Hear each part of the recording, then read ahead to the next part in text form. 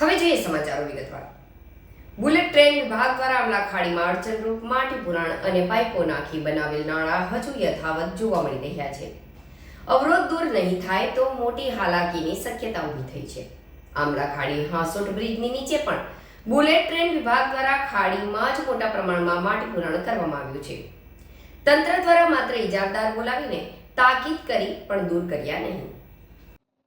અંકલેશ્વર તાલુકા અને અંકલેશ્વર શહેર હદ વિસ્તાર પાસેથી પસાર થતી આમલા ખાડીની કહેવાતી પ્રી મોન્સૂનની કામગીરી પૂર્ણ થઈ છે.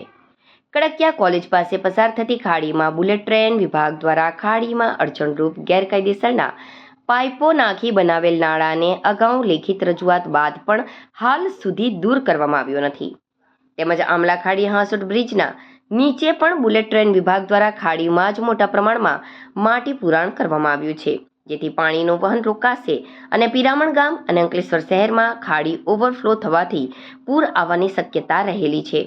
અને આવું થાય તો કોણ જવાબદારી સ્વીકારશે? આ કામગીરી પ્રી મોન્સૂન કામગીરીમાં થવી જવી જોઈએ, જે લેખિત રજૂઆત બાદ પણ થઈ નથી. ખાડીમાં મોટા પ્રમાણમાં અડચણ રૂપ માટી, પથ્થરો અને ઘાસ નજરે દેખાય છે, જેથી કહેવાતી સરકારી પ્રી મોન્સૂન કામગીરી સામે શંકા પેદા થાય છે. આ બાબતે સ્થાનિક સામાજિક સંગઠન દ્વારા જિલ્લા કલેક્ટર, નાયબ કલેક્ટર અને નોટિફાઈડ વિભાગના મુખ્ય અધિકારીને લેખિતમાં રજૂઆત કરેલ છે કે આ કામગીરીની ત્રાહિત પક્ષ એટલે કે થર્ડ પાર્ટી દ્વારા તપાસ કરાવવામાં આવે. સમય ઓછો હોવાથી બાકી રહેલી કામગીરી યોગ્ય મશીનો દ્વારા વહેલી તકે પૂર્ણ કરવામાં આવે. તેમજ કડકિયા કોલેજ પાસે પસાર થતી ખાડીમાં બુલેટ ટ્રેન વિભાગ દ્વારા ખાડીમાં અડચણરૂપ ગેરકાયદેસરના પાઇપો નાખી બનાવેલ નાળાને દૂર કરવામાં આવે તેવી માંગ કરી છે.